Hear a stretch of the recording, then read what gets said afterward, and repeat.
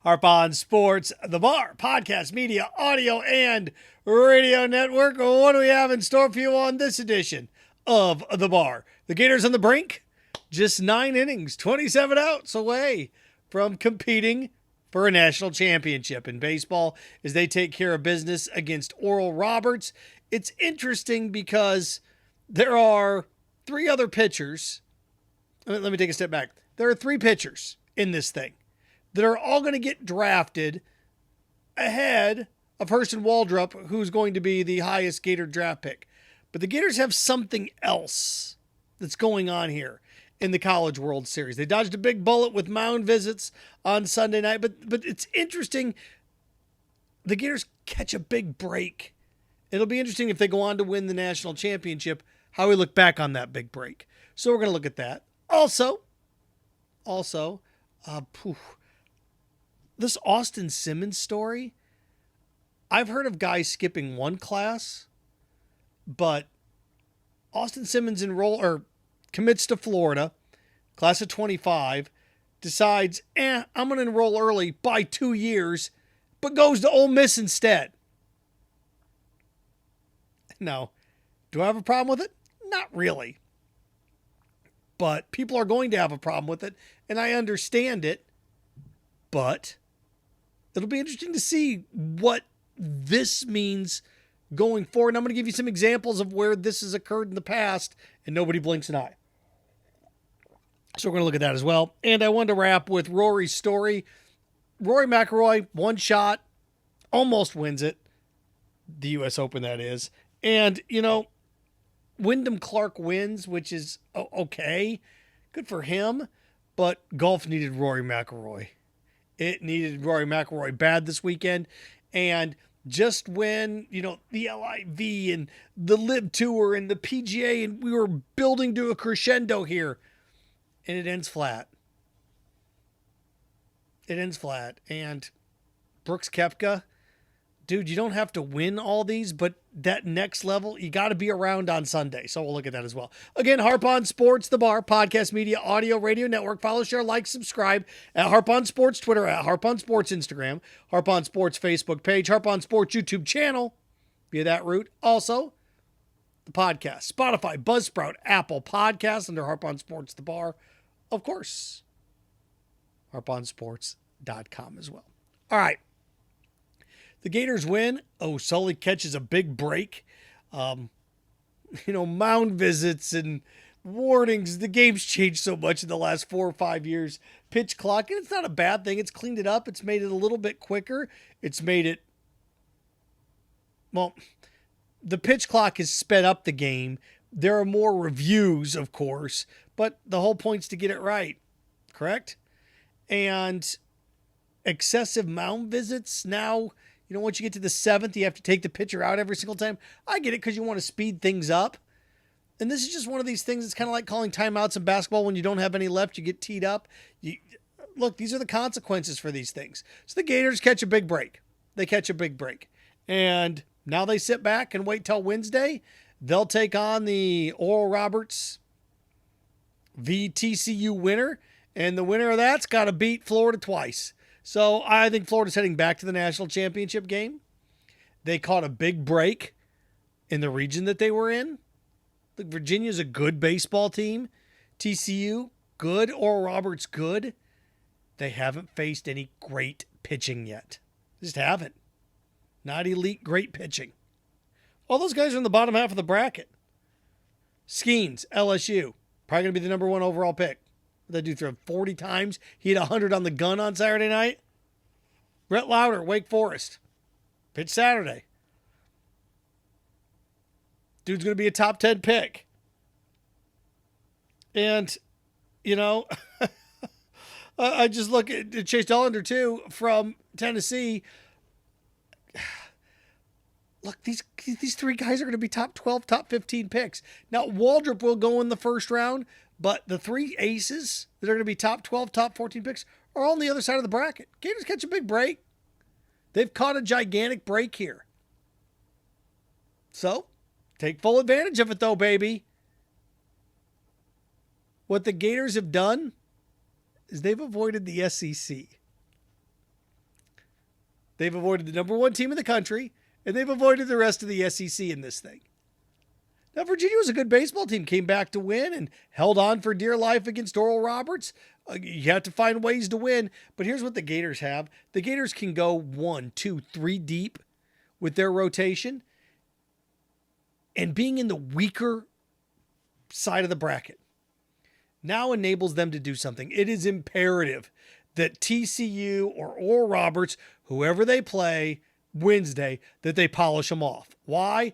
That way they can set that rotation up. Everybody's on full rest Friday, Saturday, Sunday. Because with LSU and with Wake Forest, I don't see any way that these guys collide down there, that one of them just mows through the other one. It could happen. But even then, you're talking about guys pitching. Well, they'll have a full 5-6 days off. Skeens would have a full 5 days off. And a Skeens-Sproat matchup on Saturday night, or a Louder-Sproat matchup on Friday night. I mean, you're talking about some pretty big heavy hitters here, whether it's LSU or Wake out of the bottom end of that bracket. But Florida caught a big break and taking full advantage of it. No apologies for that. What Florida's experiencing now is what teams like Ohio State, Michigan, Oklahoma, Notre Dame have experienced in the college football playoff forever. Okay, we're going to get there. Who do we really have to beat to get there? Doesn't matter. Let's go. We're there. Now, they're going to have their hands full. Florida's the favorite to win this? No.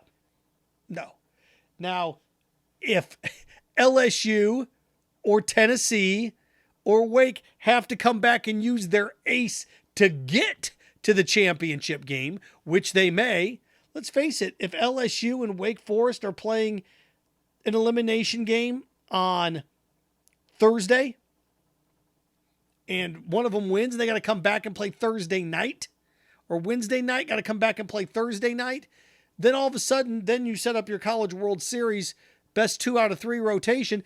But if you have to use your ace, it's possible that Florida could end up not facing Wake's ace or LSU's ace. That's the big benefit of all this. Good for them. Put themselves in position. Got a little dicey Sunday night, but the Gators are in position to compete for a national championship. I think they're going to get to the finals. The key to this are those aces pitching a second game for LSU or Wake. So, timely hitting big home runs. They're hot at the right time. Good for them. And Florida's been one of the top 3 or 4 teams in baseball all year long. Their starting pitching has been great. And here they are. Benefits them the side of the bracket they're on, but taking full advantage of the situation that they're in. Okay. But it's gigantic. The fact that Caglione now is going to go up against TCU, or he's going to go up against Oral Roberts, Caglione's got to come out, and boy, you got to win that one, because you don't want to have to bring Sproat back.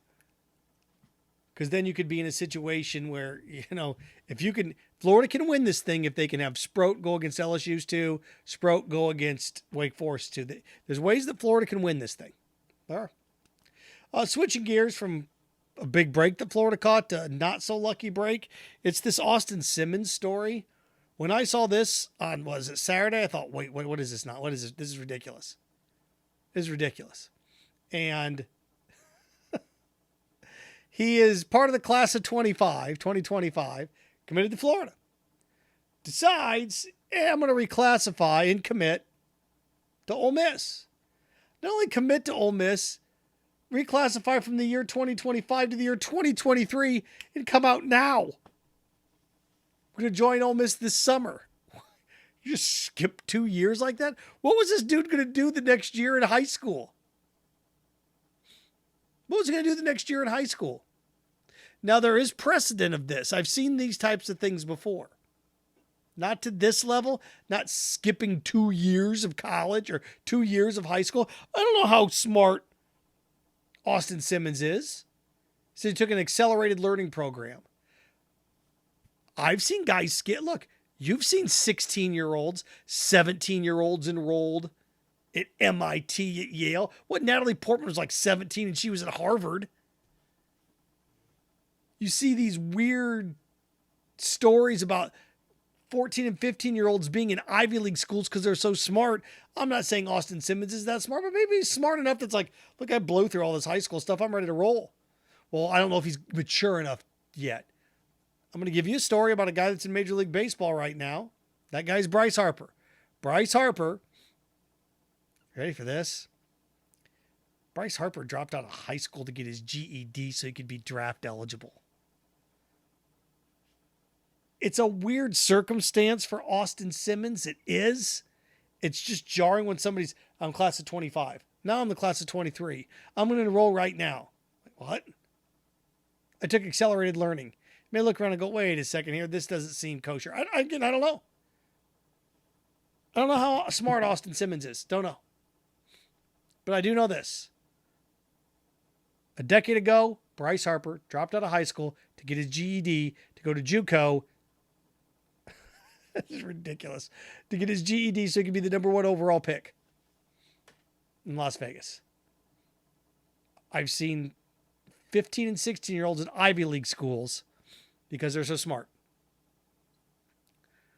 Also, I've seen professionals. Was it Freddie Adu? Is that who it was in soccer that was 16? That was a professional soccer player? All the time. You see it in the minor leagues all the time. You have 17 and 18-year-olds that come from the Dominican that are in the professional baseball system all the time in the minor leagues. So I'm going to save the outrage and, oh my gosh, how does this happen? It just now you could say dirty. It's strange how quickly this happens. Florida definitely not the benefactor of this situation, but I'm not going to feign outrage when it comes to this. It's just a little bizarre. But we have seen it in other circumstances where people in their teens skip high school years to go play professionally. He's skipping to go. He's not even playing. He's not even skipping to go be professional. He's skipping to go be a college guy. Now, I don't know if he has the mental maturity for it. Bryce Harper, 17 years old, GED. All right, so there's how that situation. Now, I wrote down here, it burns you if you're Napier because you lose a guy in conference. You lose a guy in conference to Lane Kiffin. You lose a quarterback in conference to Lane Kiffin. So it'll be interesting to see what Austin Simmons brings to the fold here with Ole Miss. But name of the game, baby. Now, does this open up the door to try this with other people? I don't know. Academia be damned. So we'll see what happens with Austin Simmons. Wanted to throw this in here. PGA, the U.S. Open. I love primetime golf, Sunday night majors. I love this. I think that every year is asking a lot, but every other year, having a championship, a major on the West Coast that ends like at 9:30 at night, I think that's pretty cool. Now I thought about this. Well, what about the Ryder Cup? Well, now you're talking about Europe, and now you're adding 3 more hours to their time zone. It's already bizarre enough because it has to end early in the day. Because ending in the United States like at 1 p.m.'s ending over there at 7 and 8, 9, depending on what country. So, it's like, oh, who cares? Oh, come on. Every year that it's here, there. The Ryder Cup could be on the West Coast, but you bring a whole new curveball into that situation.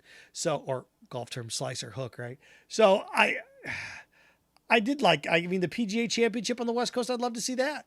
Or the U.S. Open on the West Coast. And we see it with Pebble Beach. When it's out at Pebble Beach, we see this. But I love primetime golf. Love it. What I didn't love was Brooks Koepka wasn't around. And where we are now with Brooks Koepka is where he is major-wise. He's not going to win them all. But this is what golf misses. They miss that guy that's around that gives you a shot. That guy that's, oh my, where is he? Where is he? Where is he? Where is he? And the fact that he wasn't in contention, building off the, PGA Championship, He's never going to track down Tiger. He's got a chance to get to double digits, but that's what this sport misses. Even you look at with Jack and Arnie, what Jack finished second, what he won, what Jack win? 18 majors. He finished second, 15, 16 times? So he's right in the thick of things seemingly multiple times a year. Brooks Koepka wasn't around this weekend. So that's like, okay, well, we got big names. So you had Rory around. And what did I write down the number? 3,295 days since Rory last won a major. It's been a decade. It's been a decade since Rory last won a major. Close to a decade. 9 years. And we beat Phil at the PGA Championship. And Rory was right there. And Wyndham Clark, good for him. But when you have one-time winners, it's like, oh, this is such a great story. And the story on Sunday was Rory going to come back and tie it? Could Rory force a playoff? The other story was Ricky Fowler's collapse. The third story is Wyndham Clark winning it. Sometimes the story is who loses it, not who wins it. Rory was right there, had a couple putts, just didn't quite go, and Wyndham Clark made the big shots down the stretch to win. Great, but it was another opportunity in golf to have another one of these guys, another big name guy, stick his nose in. You had Scheffler that was around, could have stuck his nose in. Now what? Is this the third different winner? We had Rahm, we have Koepka, and now we have Wyndham Clark. Oh, okay. Now you head to the Open Championship next month, and that's kind of one of those majors that it's over at noon on a Sunday. This one ends at 9 o'clock on a Sunday night. The Open, 1 or 2 in the afternoon, depending on where they're playing, whether it's in Scotland, wherever it may be. So, again, if a big name won it, like if Koepka would go win it or Rory would go win it, it'd be great. But once you get to the Open Championship, now in this sport, it's just different. It doesn't have the same hook that the other three majors do.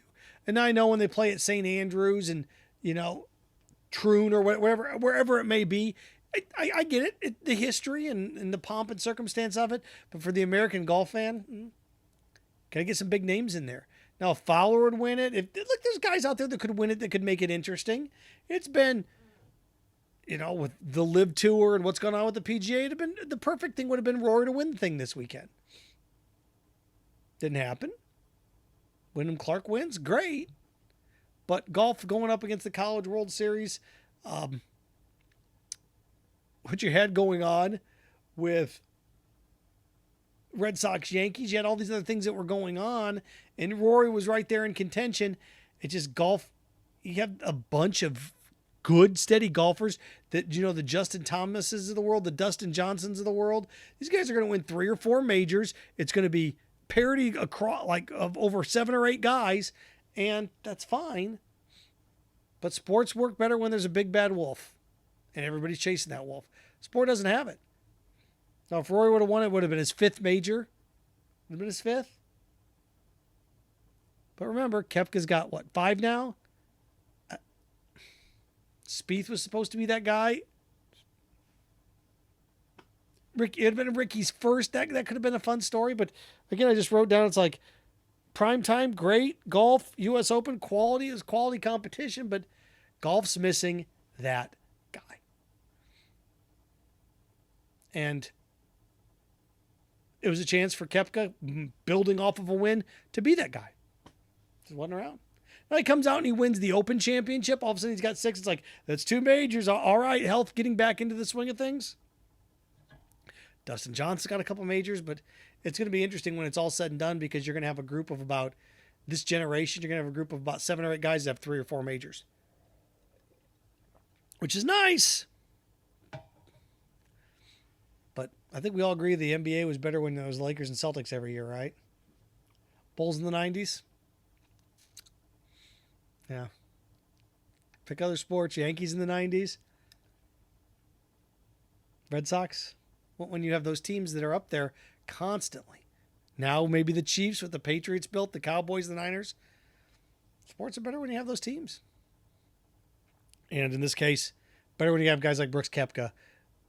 Golf just didn't have that. If Rory would have stuck his nose in there, then all right, but in 10 years, all right, here's a guy coming back, and what can he do? How many can he end up with? And Wyndham Clark wins. Great. But when you have a guy that wins a major, and the other two storylines are Rory hasn't won one in 9 years now, 10 years, and Ricky Fowler blew it. Happy for Wyndham Clark, but he's just one of those other guys that just gets into a long line of, oh, okay, that's nice. Remember, nice isn't interesting. Harp on Sports, the Bar Podcast, Audio Media Radio Network. Follow, share, like, subscribe at Harp on Sports Twitter, at Harp on Sports Instagram, Auditory Route, Buzzsprout, Spotify, Apple Podcast, Harp on Sports Facebook page, Harp on Sports YouTube channel, Under the Bar, and of course, harponsports.com. Remember, stay clean, stay focused, stay strong. Frankenstein. Have fun with your friends.